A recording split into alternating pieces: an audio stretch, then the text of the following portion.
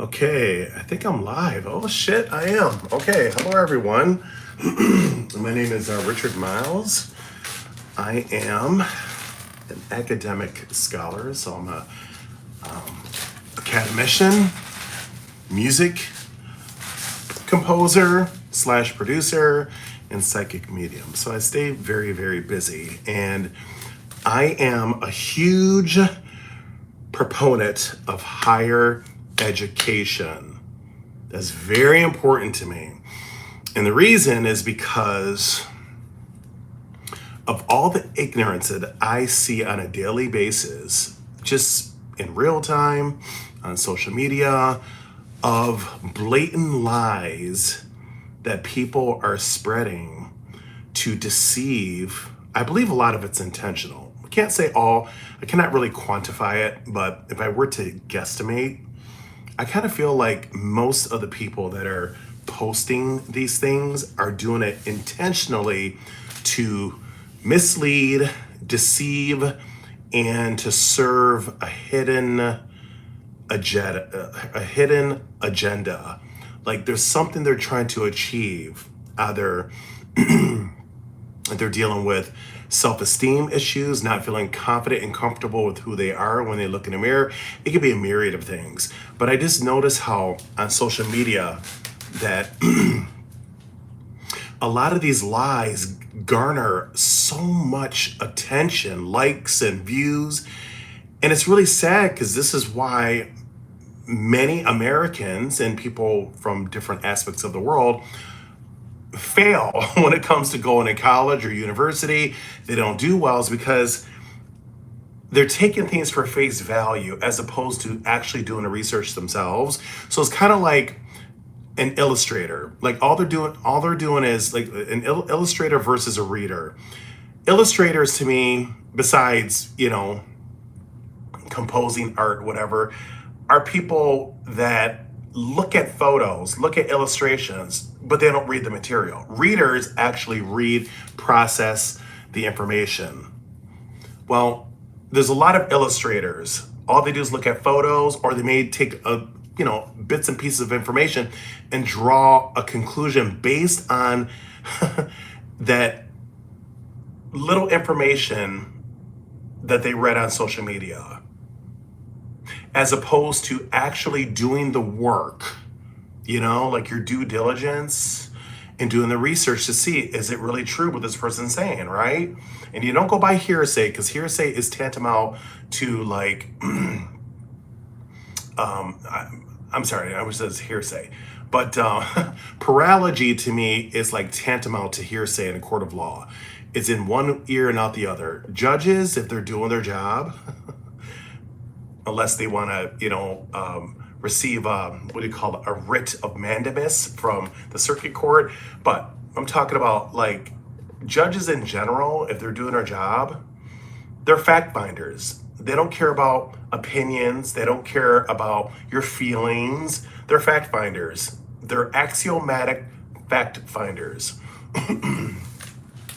They don't care about opinions. They don't care about sentiments. They don't care about any of that stuff. 1 + 1 is 2. Get it? That's a fact. That's a fact. It cannot be controverted. It's a fact. 1 + 1 is 2. You're not gonna get any other, outcome besides that. Well, I'm very much like that. I'm a very axiomatic, fact-oriented person. If I'm gonna learn something, I want truth, not paralogy, not falsities, not canards, self-serving agendas, dogma. No, I don't want any of that stuff. I want to know the facts. So you know what I do? Because I'm a sui juris, I open up a book and research it myself. And I compare and contrast those notes to other scholarly journals just to make sure there's consistency, that there's no incongruencies or discrepancies. That's how you handle your business, right? Now, am I going to profess to be omniscient? No, because I don't think there's anybody on this planet that is omniscient. There's always going to be things that we don't know, right? So I'm on this mission to become a polymath, if that's possible. So this is why before I begin my presentation, I'm going to establish my credentials. Now, you're gonna get some haters that are gonna come on here and say I'm gloating. Usually when people do that because they're feeling insecure about something, they're feeling out of place and they're feeling like, wow, this person has the credentials to speak on certain topics and I don't feel comfortable with that. So in order to feel better about myself, I either have to hurl epithets or ad hominems or say anything to make myself feel better. You know, my joy is on the backs of other people.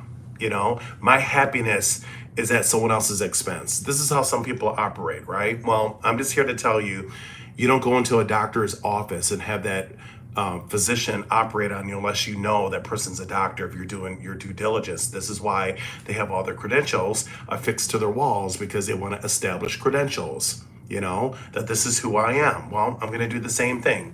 So for those dissidents that come onto this video talking a bunch of nonsense, I challenge you. I want to speak to or debate with highly educated people. Now, you don't always have to have a degree. There are some people that are autodidact learners where they learn things on their own. And as long as you come to the table of varying your case with facts or something that could controvert what I'm saying, then I'll stand corrected. But if you're gonna come onto this video like just spewing nonsense, I'm just gonna delete you and block you. Because like I said, you mean nothing to me. I don't go home with you, you don't pay my bills, and I don't learn from people like you. I learn from people that actually did their homework. All right, so let's establish my credentials, then we'll move on to the festivities. And by the way, I did not plan this. This is totally ad lib. I don't have an agenda. I don't have an itinerary. I'm not reading from a prompter or anything like that. I'm just ad libbing here, okay? So let's first go over the credentials and then we'll continue. So let's see here. All right. I know I put it on here somewhere. Hold on. Okay.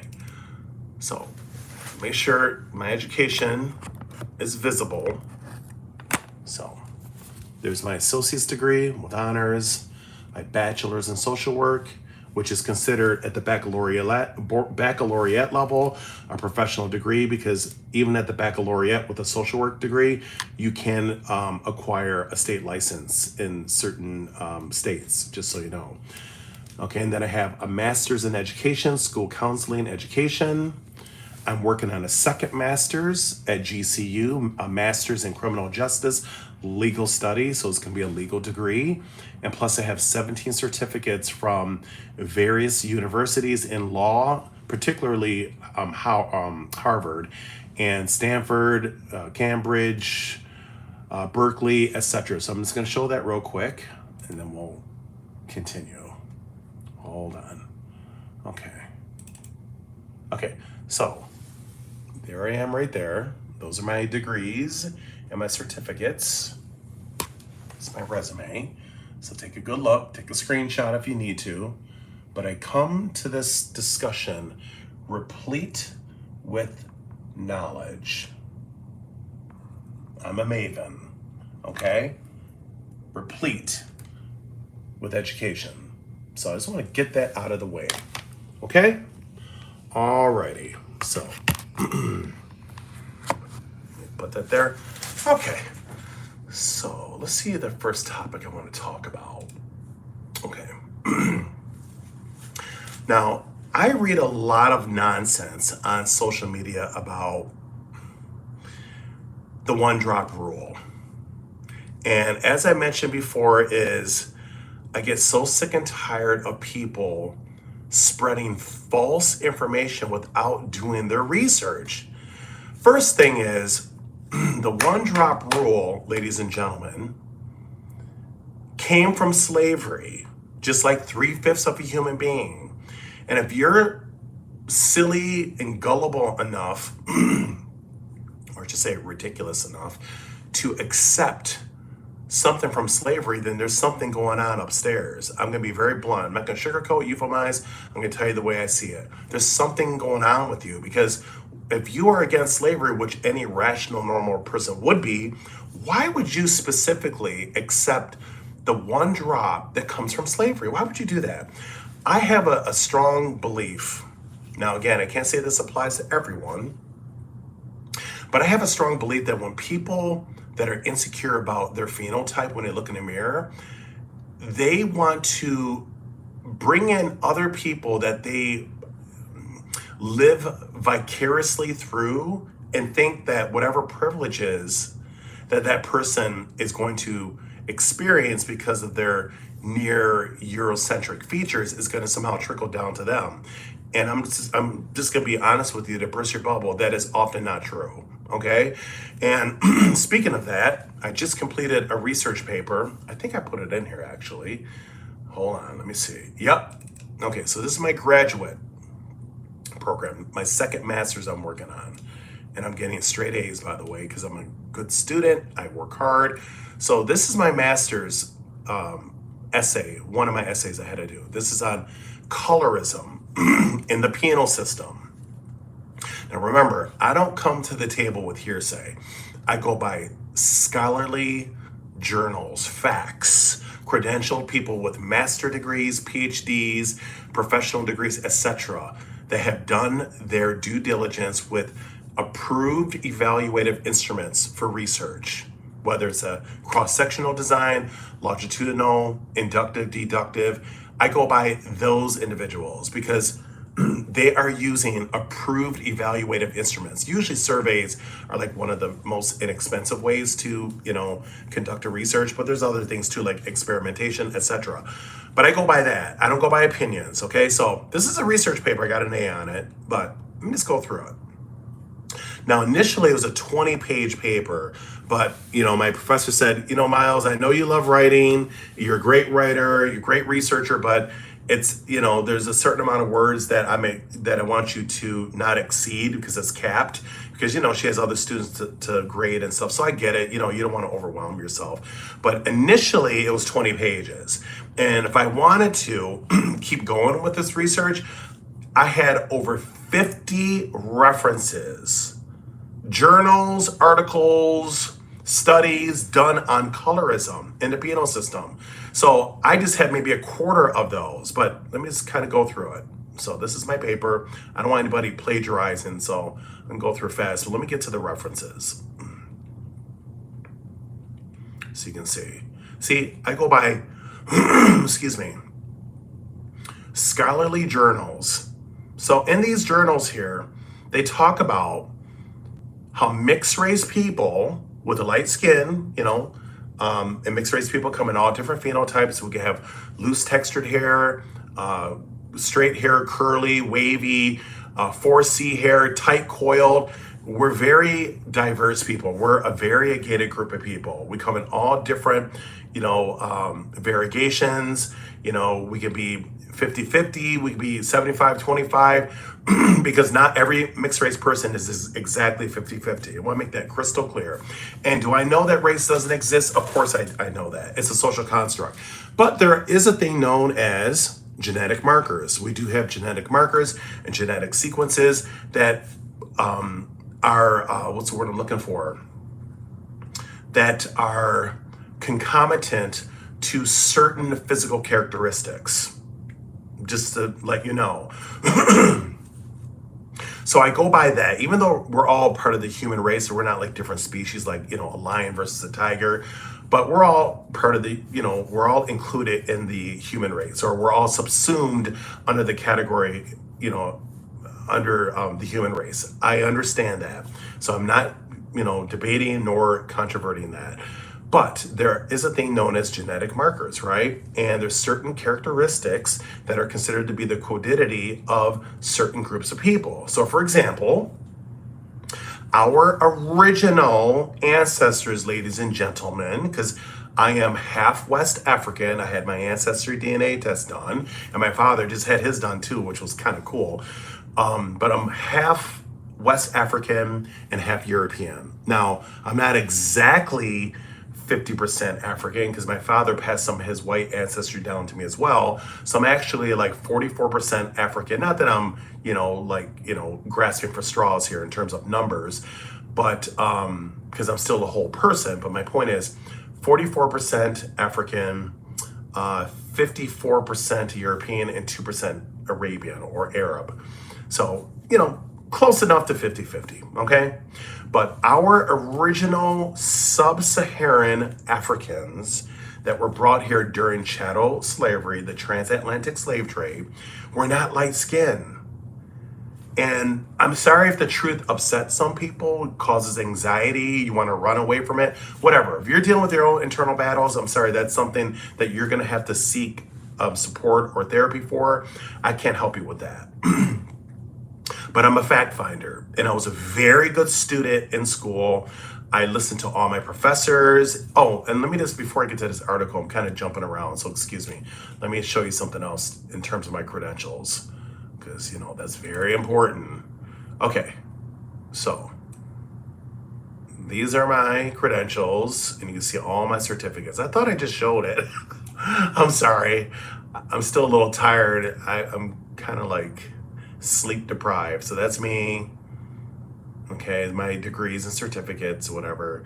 Okay, so I was a very good student, but as you can see, in terms of my features, obviously light skin, small facial features, and hair that's more like European hair, Italian, more like Mediterranean. Well, my dad is African, West African predominantly, with some European sprinkled in there. And my mother, she passed away, was predominantly Serbian, German, Italian/Greek, and British.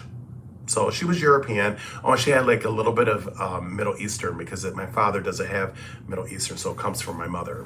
And which is expected, because a lot of Italians, Spaniards, Portuguese, Balkan peoples, Serbians, Slovenians, Croatians, Macedonians, people all in that region, that might be Baltic people, but there's Balkan and Baltic. But people in those regions, not saying all, because I cannot quantify that. See, that's an educated response. I can't use absolutistic language here.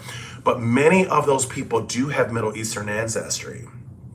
From like Iran, Iraq, where else? North Africa, Jordan, where else? Those different countries. It shows up in their ancestry DNA, and it makes perfect sense, because I'm like, they're either close to those countries and or contiguous to those countries. So it makes sense, because people do cross borders. And I know a lot of times people want to believe that you're from a specific country, that you're 100%, and that is a bold-faced lie, because unless you were a vampire and you existed during that time, you don't know what people's propagations and procreations were like back then. You weren't even around. So you don't know people were sneaking out in the back or crossing borders. You don't know what the hell people were doing.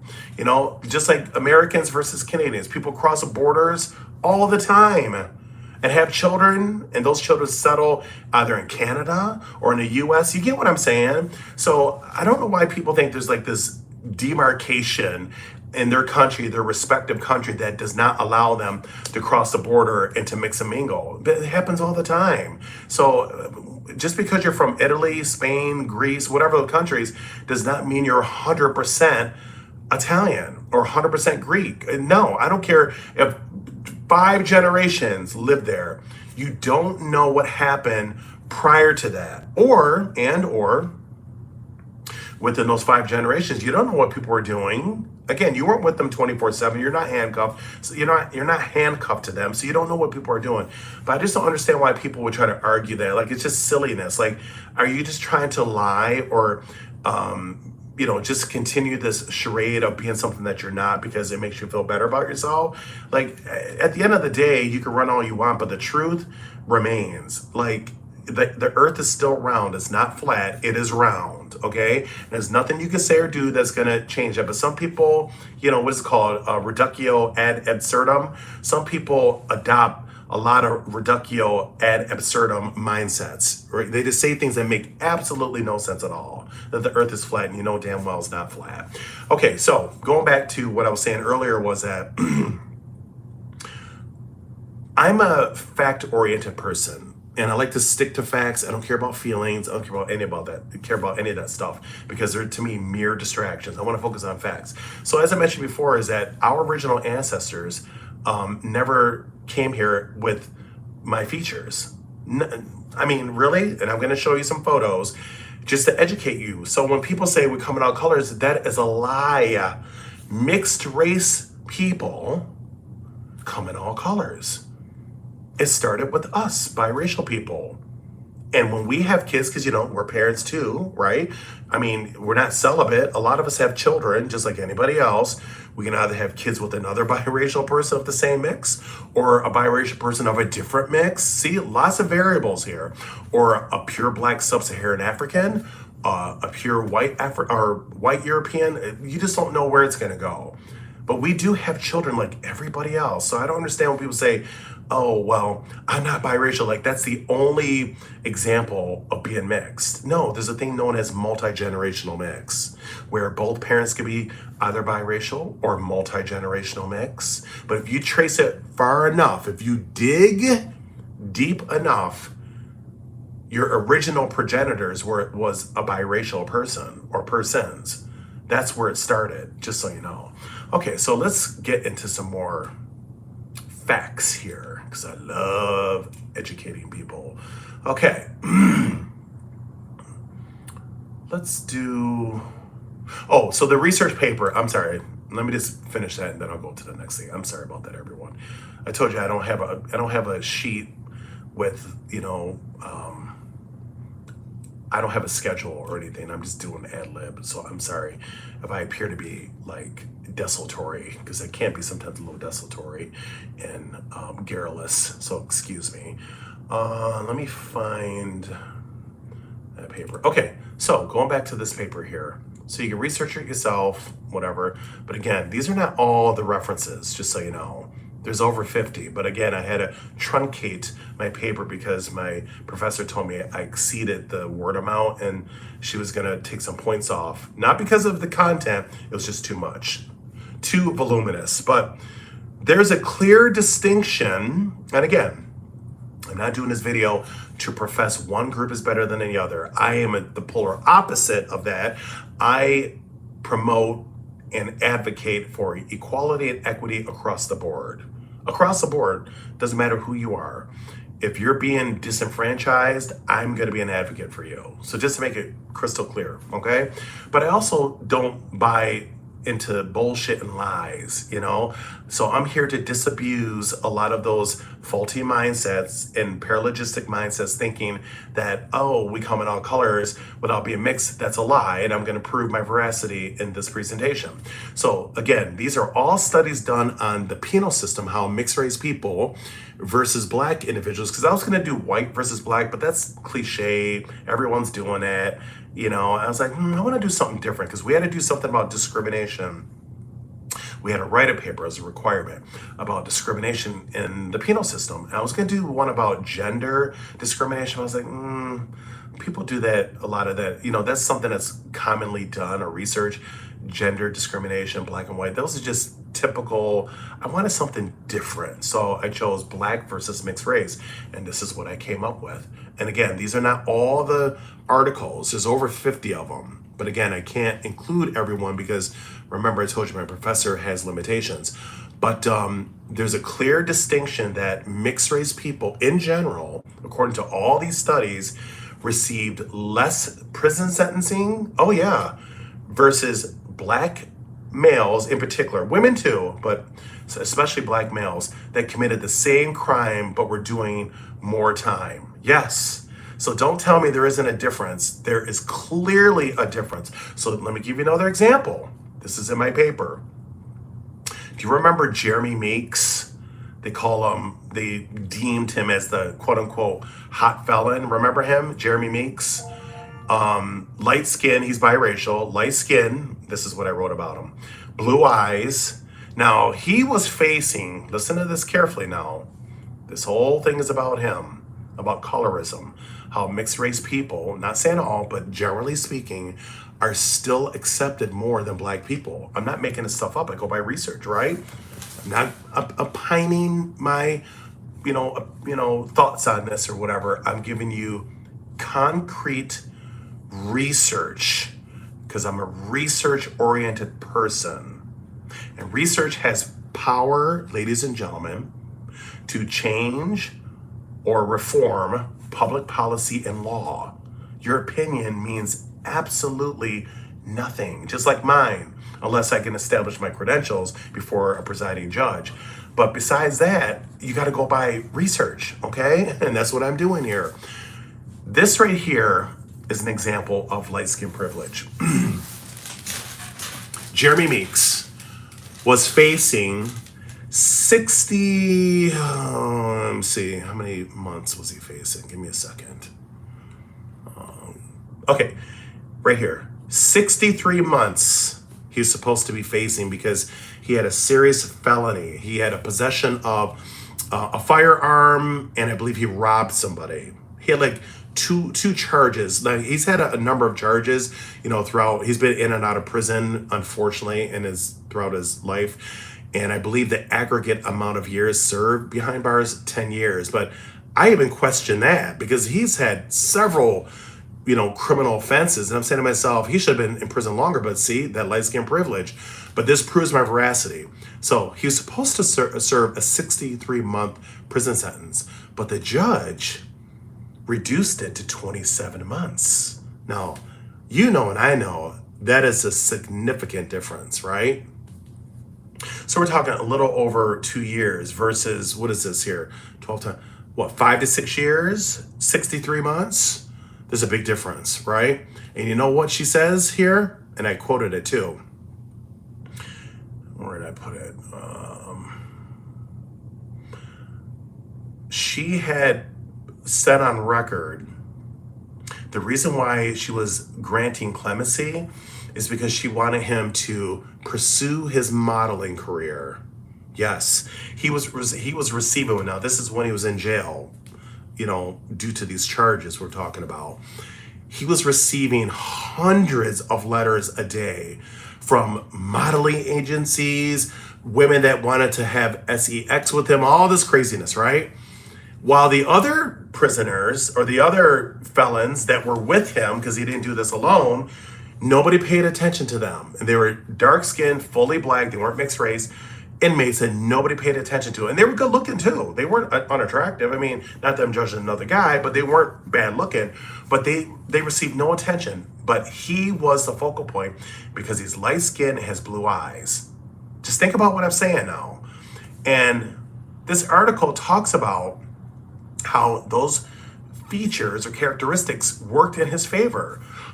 Now, again, I love both of my heritages. I'm not, downing my white ancestry because my white family raised my brother and I, so I'm very loyal and dedicated to my white side of my family. My black side, I'm not really close to. But the point is, at the end of the day, they're still part of it's still my heritage, I still have black and white ancestry. So, just because you have some people who don't get along with, I'm not going to let them serve as the representation of all black people or all white people. I'm not going to do that because there's a lot of good black people out there and white people, right? And mixed race.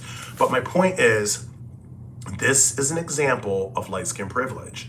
And there are far more. But again, this whole paper talks about the disparities when it comes to sentencing between mixed race versus black. Significant difference. Okay, for example, here there's a study done, a university study in 2011 revealed that black women were given longer prison sentences than mixed race women or counterparts for similar offenses. To expound the study, which sampled over 12,000 black women imprisoned in North Carolina between 1995 and 2009, showed that mixed race women were sentenced 12% less time behind bars than darker skinned black women. The results also showed that having light skin reduced the actual time served by 11%. And there's so many examples in here. Like, I can't go through the whole thing because I have a lot to talk about. But it's a very real thing. Now, again, my goal in this video is not to foster divisions or say, oh, we're better than, no. If you're getting that through your head, defenestrate it right now. Throw it out the window, because that's not why I'm doing this video. I'm doing it to educate people that when people keep saying certain things that are not true, it causes more confusion. So I'm here to kind of clear up the confusion, extirpate it, put it to rest, okay? So that's just an example. That's a very good paper. Anyway, so let's go by the Africans that were brought here. These are the phenotypes of the original Africans that were brought here. Yes, and these are actually beautiful Ghanaian women. They were not light skinned. They didn't have loose textured hair. They didn't have blue and green eyes and aquiline features. And I don't know why people keep trying to push these false narratives. It's like, I really feel, I could be wrong. I don't say this applies to every single situation, but I strongly believe when people try to push the false narrative that, oh, we come in all colors, this and that, I do believe a lot of that's due to self-hate, which is a byproduct of racism. Because so many years, which I talked in my paper, so many years, Black phenotypes have been zoomorphized to look like certain primates. Yes, I'm just being honest, it's a fact, it's in our history. A lot of racial tropes, all these different things are negative to teach and inculcate in malleable minds that somehow Black is less and it's inferior, it's unattractive, it's unsightly, all these different things that we've been programmed to believe. So it's almost like people internalize it. They may not be aware that they're internalizing it, but a lot of those faulty mindsets and conditions have influenced our belief systems about certain groups of people. And again, sometimes it's subconscious, sometimes we're not even aware that we're doing it. But I strongly believe that not all, but there are many Black and white people that are ashamed of the original Black African phenotype. They don't want it. They don't want it around. They want to keep it hidden. They're threatened by it in some kind of way. They deem it as unattractive, all these negative things, and they prefer to showcase mixed race people and have them masquerade as the representation of Blackness when you know damn well that person also has significant white ancestry. You can't just pretend it's not there. It's like a stew and the stew's delicious and pretending there's no salt in there. That's just ridiculous. You can't dismiss a person's dual or multi heritages that make up who they are or the quiddity of who they are and pretend that one or two don't exist. No. If the stew is good, it's because of everything that's in that damn stew is what's making it good. You see where I'm going with this? Okay, so here's another illustration. Sub-Saharan, our original ancestors. Now I see all these videos on YouTube. I don't know some of the names of these handles, like who these people are in terms of their YouTube channels, but they're showing beautiful Black women that are mixed race women and calling them Black women. These are Black women right here. Now they're young Black women, but those are the phenotypes of the original ancestors. And why would you deny that? Is because that tells me you're ashamed of something. You're not happy. You don't feel good. And that's part of white racism or white supremacy. That's where it comes from. Again, I love my white people, my good white people, because again, that's part of my heritage, but I'm letting you know in terms of the system, you are a victim of the white supremacy system. It's like Stockholm Syndrome. You're protecting the oppressor and buying in and deferring to their faulty belief system and thinking that in order to be attractive, you have to have light skin, like Eurocentric features. Like, it's just ridiculous. And it's sad a lot of people don't see this and they just go along with the nonsense. And oh my God, all these beautiful Black women, knowing damn well they're mixed race or Black and something else. Oh, all right. So again, original Sub-Saharan people, original. So show me all the different colors, ladies and gentlemen. These are for the denialists that are out there, the dissidents, people that want to disagree just to be, a thorn on my ass. Show me where the different shades are. These are West African Sub-Saharan people. All have 4C hair. You can see it in a photo, it's very clear. 4C hair, dark eyes, okay? Very dark skin, I don't see color gradations. There may be one little or slight color gradation, but they're all dark-skinned people, and there's nothing wrong with that. But these are the phenotypes of our original ancestors.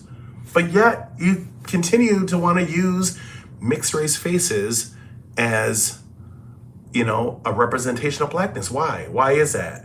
Because you see it more attractive? You're just falling right into the whole white supremacy ideology. That's exactly what you're doing, because you don't see this as attractive. But these are our original ancestors. These are my original ancestors. I'm not going to pretend that they don't exist. I wouldn't be here if it wasn't for them and my European ancestors. But I get so sick and tired of people spreading false information just so they can feel better about themselves. And there's a thing known as cognitive dissonance, right? Where a person, has a belief system, and when someone comes in like myself, again, with the light skin or black comes in all shades, and I'm like, no, you don't. And I come in with facts, all of a sudden they get very anxious. They don't like it. It causes anxiety, compunction in some of them, and they want to restore consistency. So they'll look for something else to justify, oh, well, see, we can have blue eyes, and I'm about to burst your bubble on that. That is also not true. So we established this right here, right? The quiddity of sub-Saharan black phenotype right here. Okay, so I think I have one more. Okay, let me just show this other one too. I don't know where this family is located, but again, original phenotype, okay? Original. I don't see any, Mariah Carey's, no Alicia Keys, no, oh my God, Boris Cujo's, who else? Terrence Howard. No, they're all mixed race people. Some are multi-generational, some are biracial. Okay. Oh, this is the one I was looking for. The original. Our original ancestors, everyone. Original.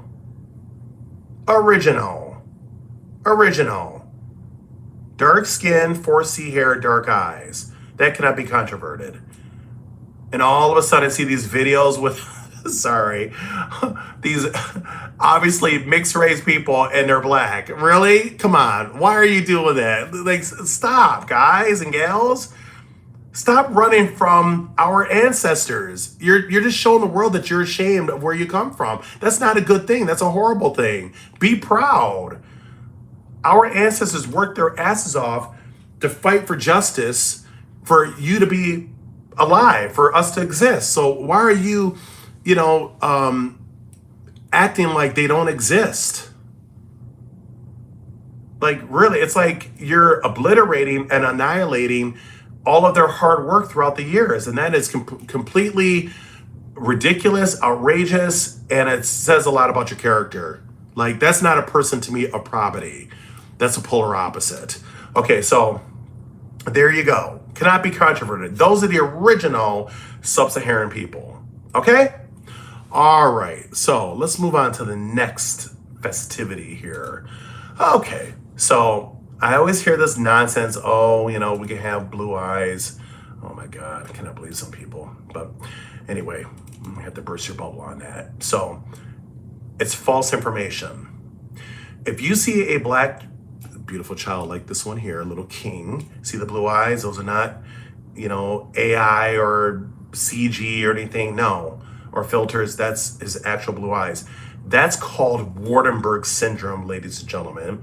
It is a disease that affects all groups of people, but it's more common in West African people for some inexplicable reason. A lot of researchers don't know the correlation, but it's disproportionately high in West Africa.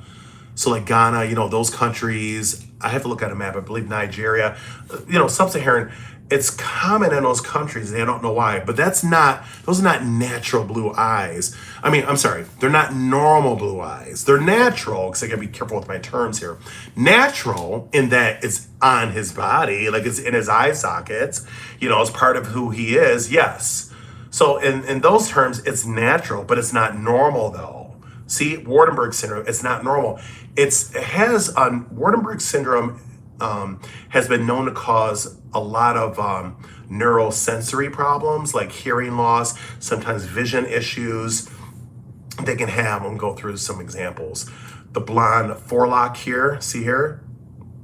Now, I don't know what ethnicity he is. It might be mixed or predominantly European. It's hard to tell, but it looks like he has some hypopigmentation going on, but I'm not sure. But that's definitely a blonde forelock, what you see there. But hypopigmentation, as you know, is like albinism, lightening of the skin. Some people with Waardenburg syndrome do have hypopigmentation. There's a subvariant known as heterochromia iridum. Blue eye, brown eye, and then there's a subvariant of that. There's heterochromia iridum, which you see here, and then there's heterochromia iridis, where you can have a blue eye with some brown little pigments in it, or the polar opposite. You can have brown eyes with blue in it. Yes, that's called heterochromia iridis. Okay, and then here's another child with now this is a Caucasian child with the blonde forelock. Now, if you notice too, there's a word for it, and I can't think of it. I always forget it, but it's the facial. See the bone structure, the way the eyes are, how they're separated, and the nose, the bridge of the nose, and this whole section here. I can't remember what they call it, but that's also known. It's common with people with Waardenburg syndrome, but they all don't have it. Because remember, it's like a scale, right? Like there's a whole list of characteristics, and some people with Waardenburg syndrome may have this feature versus another. You know, like it's hard pressed to find somebody with Waardenburg syndrome that have all of the characteristics of the disease. You know, some have the blonde forelock, others do not. Now, this beautiful little African child here doesn't have the blonde forelock. You see what I mean? And as far as I can see here, he doesn't have hypopigmentation, but he has the hypercolorized blue eyes. You see? But that's a condition, it has nothing to do with no friggin' Eve gene. The Eve gene is a bunch of nonsense. I don't know who's spreading that canard. There's no such thing as a friggin' Eve gene. It's called Waardenburg syndrome. Now, there's another condition called atavism. Look it up, atavism. People that have atavistic traits, meaning that you can have a phenotype, a morphology that doesn't look like your parents. You're like, wait a minute, those are my biological parents. I had my ancestry DNA test. Why do I look so different? It's because you most likely inherited traits that come from an antediluvian ancestor or progenitor from way, way back, and it happened to show up in your phenotype. That's called atavism. It's a very real thing. So, for example, there's a couple. I know I didn't prepare. I didn't add it to my research here, but just believe me on this. I already showed you my credentials, so I don't feel like I have to prove my veracity and my probity. You see who I am. I have nothing to hide, very transparent. But there's a couple. Now, they appear to be phenotypically white, but they had two children that looked biracial. And they're like, how's that possible? And both of the parents, they had the ancestry DNA, whatever, both of the parents were the biological of these two individuals. But both of the parents had a little bit of African ancestry, like maybe one or two drops. And you may say, oh, that's insignificant. That's a scintilla. It's a modicum, you know. But the thing is, it's somehow, when it fused together, if you were to say, created a phenotype that looked biracial, that looked like the two men were of African and European descent, and both of their parents are white. So can it happen? Absolutely. It's called atavism. Well, same thing happens with black people. You can have two very dark-skinned black people, but they have any white ancestry or ancestry that's non-black in their genetic lineage, that can come out in variegated ways. It can either come out with light skin, it can come out maybe with different eye colors, it can come out with looser textured hair. Yes, and you're like, how's that possible? Both of my parents, is because it's called atavism. It's a very real thing. So look it up. So moving on, there's another condition known as albinism. And okay, there are 4 types of albinism. See this beautiful family here? It looks like this is the mother, her son. Now, again, some ignorant people, if you're watching this video, some nescient, ignorant people will say, see, we can produce any color. No, my friend, this is albinism. All groups can experience or have children with albinism, okay? It doesn't discriminate. All groups can get it, but some groups get more of the type 1 versus type 2, 3, 4. See what I mean? But the bottom line is anybody, any group could produce a child with albinism. Okay, so there are 4 different types of it. And this is a scholarly source. I even have the URL up at the top, excuse me, if you want to research it. So take a screenshot, whatever, read more about it. But there are 4 different types, okay? Hold on, let me fix this. So it's ocula cutaneous. There are 4 different types of ocula cutaneous. There's type 1, 2, 3, and 4. Some groups of people, like this article shows that certain Asian cultures, like type, let me see, let me just read it real quick, because I know I saw it here somewhere. Some types are more prevalent in different parts of the world as opposed to others. I think it's in this article. Maybe there's a page 2 I got to read, but I read something where there are certain types that are endemic to specific, parts of the world or certain ethnic groups. Okay, so albinism refers to a group of rare congenital diseases globally characterized by poor vision and variable hypopigmentation phenotype. As I mentioned, the absence or decrease in pigmentation can occur in the skin, hair, and eyes, known as ocula cutaneous albinism. But there's 4 different types. But anyway, there are 4 different types of albinism. So when people say, oh, we can produce any color, that's false information again. No, this is a condition. It's a disease, actually, but it's albinism. Waardenburg syndrome, atavism, or you're of mixed race. Now, atavism still can fall under mixed race because it's an antediluvian ancestor or progenitor. So I just want to make that clear. Okay, so I got that out of the way. Let me see what else. Okay. So many people talk about the stupid 1-drop rule. So let's just pull this up, get this out of the way. All right. So this is Loving versus Virginia, right? So just so you know, there's 3 different types of courts, right? You have your district courts, your circuit courts, and your supreme. District is like the bulk of cases that are handled at the district level, right? But if you found that, let's say there was there's a miscarriage of judgment, in your case, let's say the judge didn't follow statutes or laws, whatever, it deviated, then you file a petition to appeal in the circuit court, right? Or the appellate court, right? Now, there's a thing known as a writ of mandamus, right? Where, let's say the district court failed to do something, you can file a petition. Now, of course, consult with your attorney, because I am working on a legal degree myself, but I'm not an attorney, but I am working on a legal degree in criminal justice. But you can file a writ of mandamus, A-M-U-S, I believe, mandamus. I believe I pronounced or spelled that right, but it's mandamus. Hold on, let me make sure I spelled it right. Siri, how do you spell mandamus? Okay, I spelled it right. M-A-N-D-A-M-U-S, mandamus. Okay, you can file a writ of mandamus to basically ordain the district court, the district court judge to do his or her job. So the circuit court judge would order the lower court, which would be the district, to do their job if they deviated their job as a presiding judge. So let's say, for example, they refuse to sign an order. I'm just giving an example. You can file a writ of mandamus, okay? Now, this particular case here went through the district, circuit, and all the way to the Supreme Court. Now, just from experience, dealing with my own legal issues and helping clients as ghostwriters for pro se cases, Supreme Court, they rarely take cases. They're not like district court or the circuit court.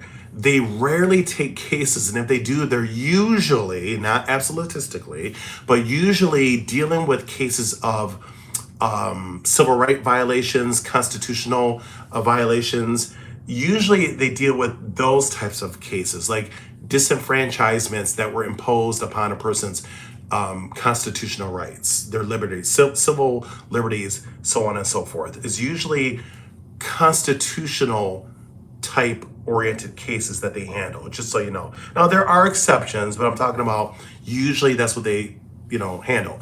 Now this particular case deals with the Constitution, right? So this couple, they were an interracial couple, and they did win, by the way. Loving versus Virginia. This was a unanimous win for all people, especially mixed marriages and mixed race people. Is because two things happened. They were contemporaneous to each other. The first thing is that miscegenation laws were abrogated. And in addition, the one-drop rule was also rescinded. So that means, ladies and gentlemen, for those that like to hold on because of your enslaved mindsets to Jim Crow one-drop BS, you could just defenestrate that from your mind. Throw it out the window, get rid of it because it's a moot point. It's not relevant, even though there's some de factos that happen where people still like to try to resurrect it or practice it, whatever, and there's systemic, systemic forms of racism. I mean, that does happen. But the bottom line is legally, it's been rescinded. It's been abrogated. So don't keep bringing that up because it's a moot point. And I do want to add something else too, okay? Just for inquiring minds. The one-drop rule had no biological basis whatsoever. It was a tactic. It was a ploy to keep whiteness pure and anything that quote unquote taints it impure. And it was also another way to disenfranchise specific groups of people, deny them access to places and spaces that reduce competition. So we're talking about education, fair housing, etc. There were reasons why that stupid, ridiculous, reductive law was passed. It was passed because these behemoth corporations, systems wanted to maintain status quo by keeping people out that were different from them. So I just want you to know there's no biological basis, because anybody tell you if you pass Human Bio 101, a one drop does not override all your other ethnicities. That's not how genetics work. Now I can get into MDS, which is myelodysplastic syndrome, showing that mixed race people can only accept bone marrow from another mixed race person of the same mix. Now I have videos on my page. You can watch those because, again, I don't want to spend a lot of time on all these, different issues. But no, mixed race people are different. Not to say they're better or worse, but we're just different. But rightfully so. If you're mixed, how's that the same as someone that's monoracial? Makes absolutely no sense at all. But this one drop rule, listen, ladies and gentlemen, you need to just put it to rest. It's not relevant anymore. And why are you accepting anything that comes from slavery? If you're going to accept the one drop rule, then you're telling me you accept slavery altogether. You accept being 3/5 of a human being. You accept being inferior. You accept being lower class. I mean, is that what you're telling me? Because if you are, then you need to see Dr. Phil. That's just ridiculous on so many different levels, on so many different fronts. But my point is, this is null and void. It's moot. So just get rid of this, okay? Get rid of it from your mind. Free your mind of an enslaved mindset. Okay, so I got that out of the way. Let me see if I covered everything. So I talk about colorism. Okay, so let's talk real quick about the one drop again. Those people that passed that stupid law, did you know they even thought that Spanish people were not white?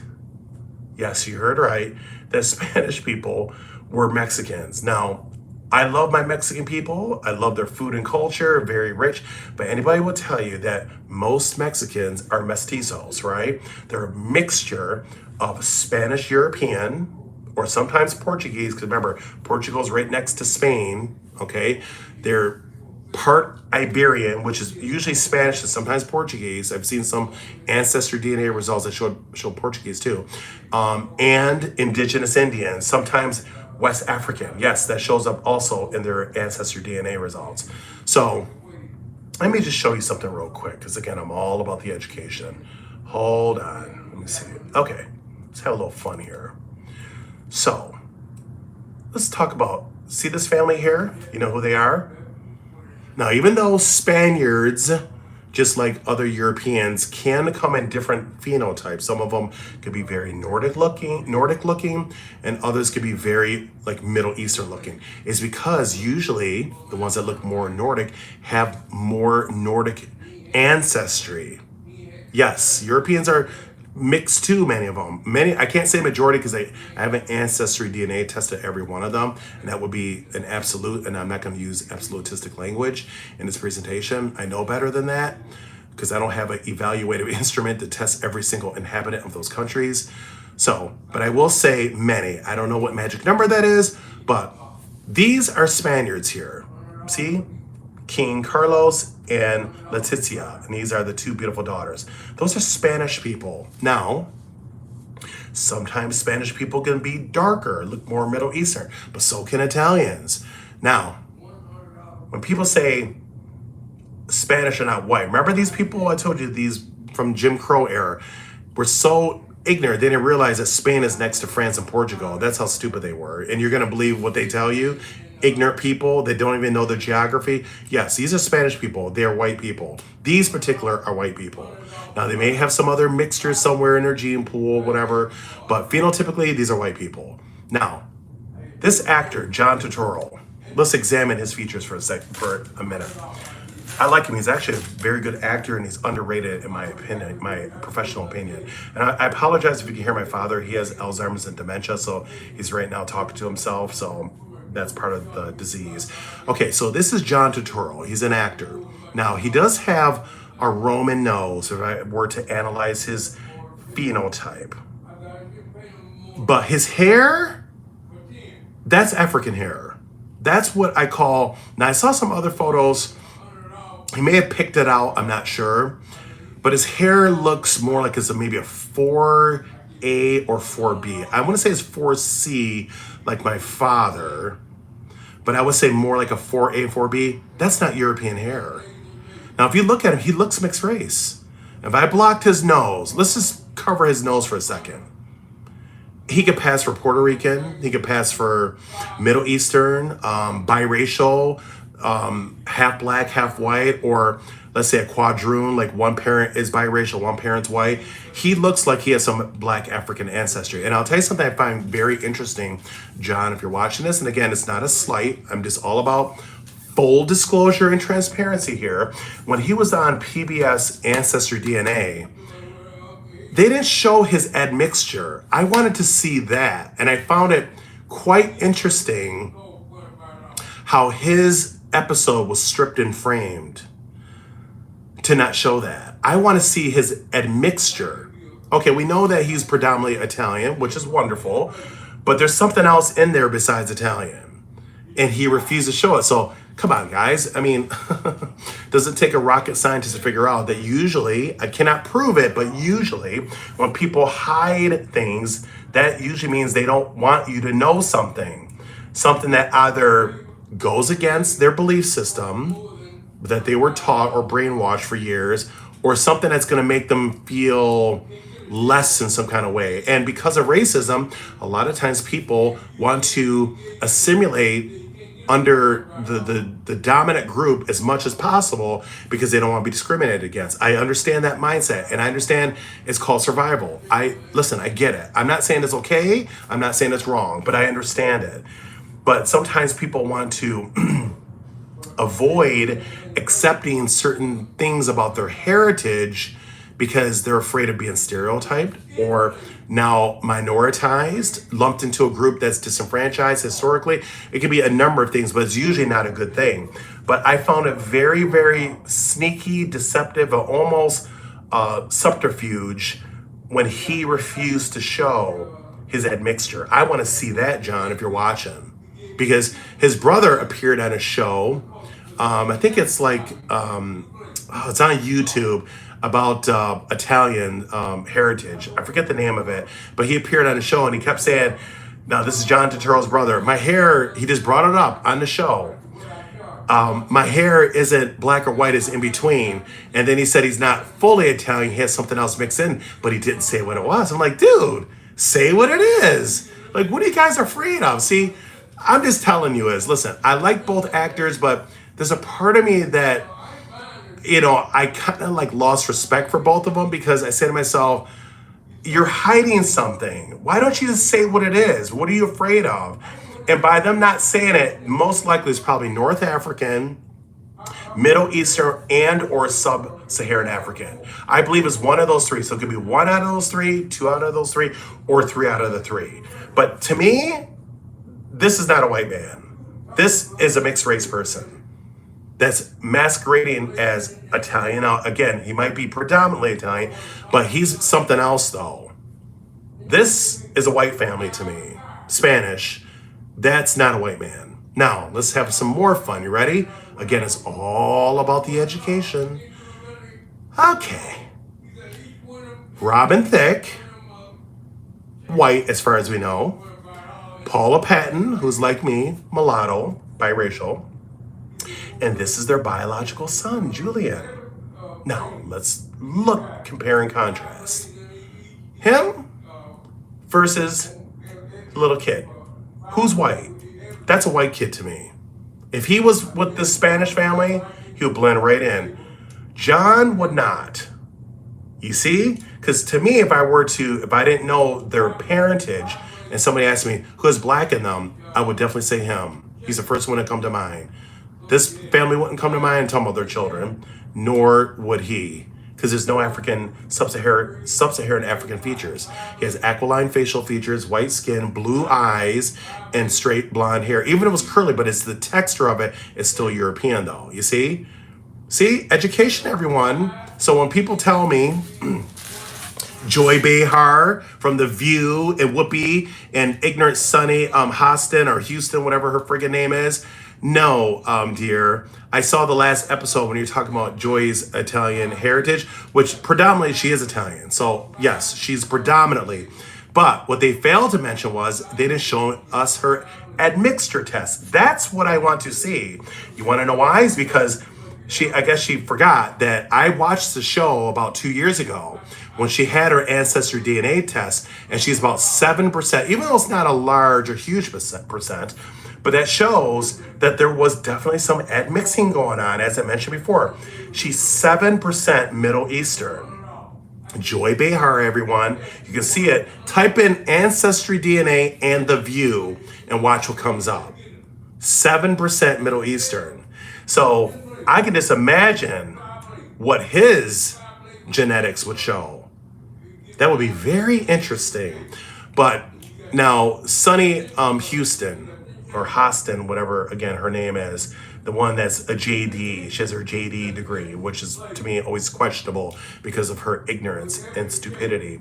So Sunny has this weird obsession with race. She's always talking about race, this and that. Deep down inside is I believe she's insecure. That's where it comes from.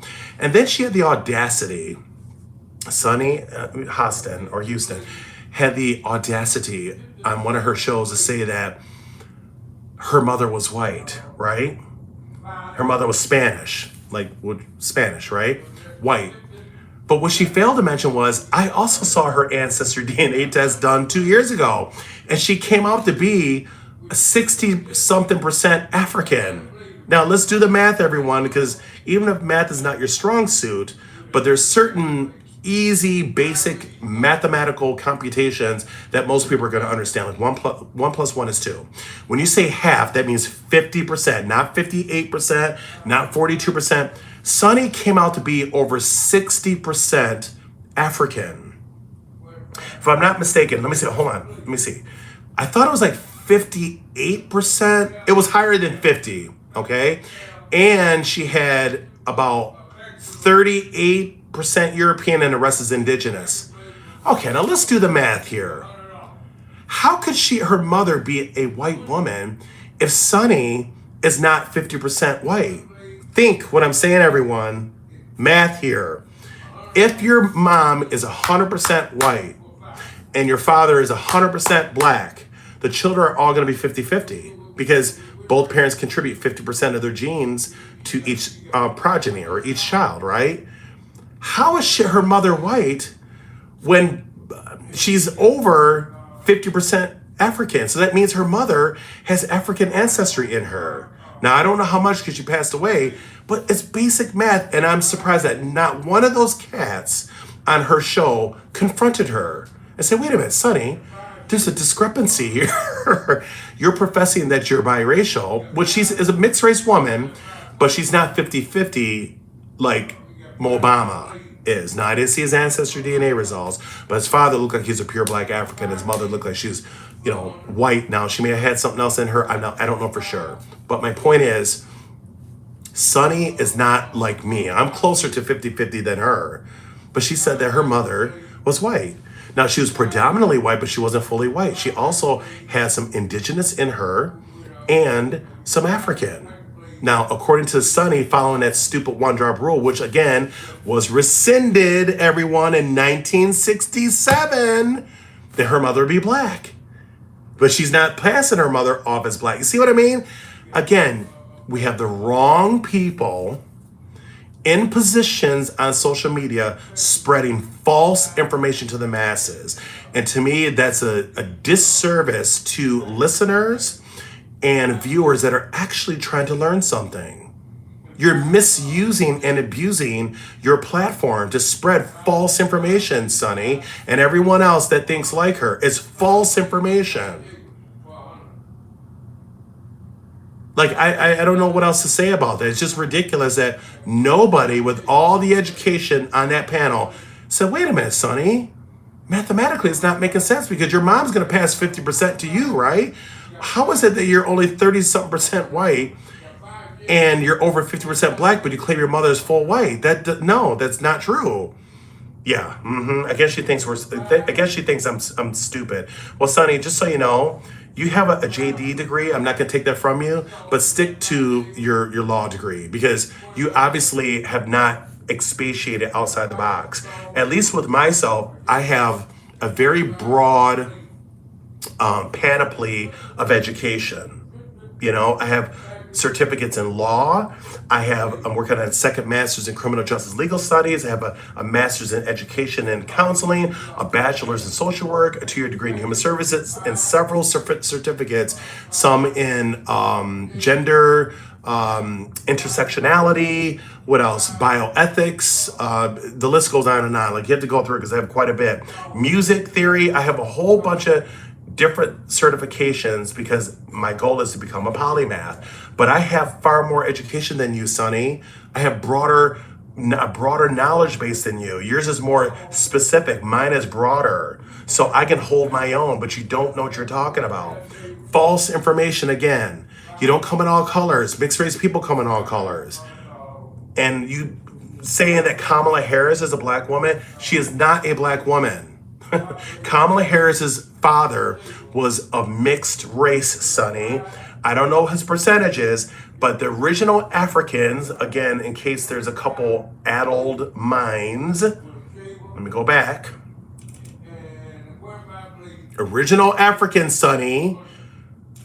Kamala Harris's father did not look like these beautiful African women. He was light-skinned, so he had some mixed ancestry, Sonny, and we cannot pretend that it's not there. Again, it's analogous to a delicious, salubrious stew and saying, this is delicious. What's all in it? Oh, a little bit of salt. No, there's not a little bit of salt. There's salt in there. It's like saying I'm a little bit pregnant. No, you're not a little bit anything. You're either pregnant or you're not. There's salt in that stew, Sonny. So with Kamala's father, he was of mixed ancestry. I don't know the percentages, but he obviously was not a full black man. And I don't know why you keep lying on your show saying he was, because he was not a black man. These are original black people.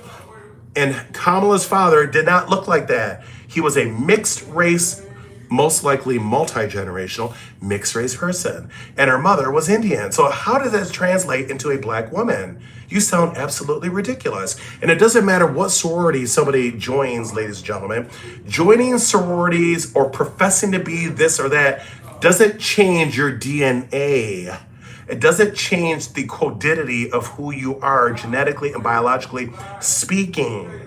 So if you have that mindset that keeps saying, oh, well, this is how I identify, that has nothing to do with your genetics. We're talking about families of origin, where your original ancestors came from, everyone, the genetic markers that are endemic to those specific people, and the phenotypes, which we see here. That's what I'm going by. So when people say, oh, we come in all shades, or what's your definition? I go by, this is my reference point. So when I think of black, this is what comes to mind. The original black people. I don't think about Halle Berry. I don't think about Jasmine Guy. I don't think about Mariah Carey, who also has a multi-generational mixed race father and a white mother. Now they both passed away, so God bless the two decedents. But my point is, Mariah Carey is not the same mix as Halle Berry. The reason why Mariah Carey looks more white, let's use our brains here, is because one parent is white and the other parent is multi-generational mix. So think about it. If mommy's giving me 50% white and my dad is giving me black and white, it's gonna put me over 50% white. Think. So this is why Mariah Carey looks more white, is because her father, whatever he had in him, passed some of those non-African genes down to her in conjunction with her mother. Am I making sense? Think. Not everyone's exactly 50-50. One parent could be biracial. One parent could be, two parents could be biracial. Two parents could be quadroons. Two parents could be octoroons. You just don't know. It's extremely variegated. But before you talk any nonsense, do your research like me. I'm an educator. I'm a scholar. I research. I am an academician, okay? I research stuff. I don't go by prima facie or prima facie. I don't go by face validity or face value. No, I don't go by any of that stuff. I do my due diligence and research. So if people are watching this video that want to adopt that one drop nonsense, I hope this video will disabuse your faulty mindset. Because again, if you cannot come into this video with facts, not fiction, I'm just gonna delete and block you. Not because you're agreeing with me, I want you to agree with facts, not fiction, facts. And one last thing I wanna mention too is Dr. Kittles. You can research this yourself if you don't believe me. Dr. Kittles, he has a PhD in molecular biology. He is the proprietor of African Ancestry DNA. I follow him on LinkedIn, and also YouTube. He talks about the original Africans that did not come in all shades.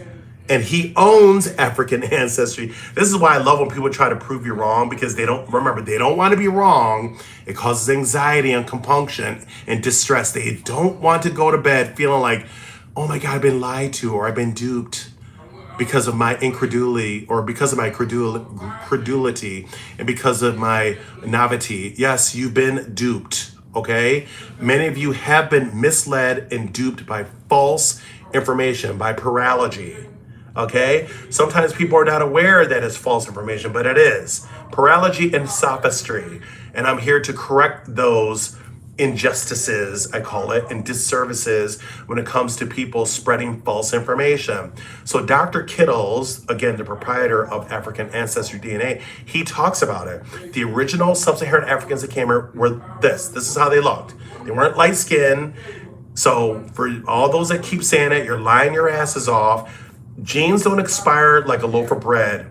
Genes don't expire like edibles and potables. You either inherit them or you don't. This is why I mentioned earlier, there's a thing known as atavism, which proves my point. You can have a gene or genes that come from 400 or 500 years ago that show up in your phenotype. That's called atavism. See? Higher education will set you free. All right, I think I'm done. Did I cover everything? I'll make sure. Okay, I think I did. All right, so if you have any questions, feel free to leave it in the comments. Talk soon. Good night.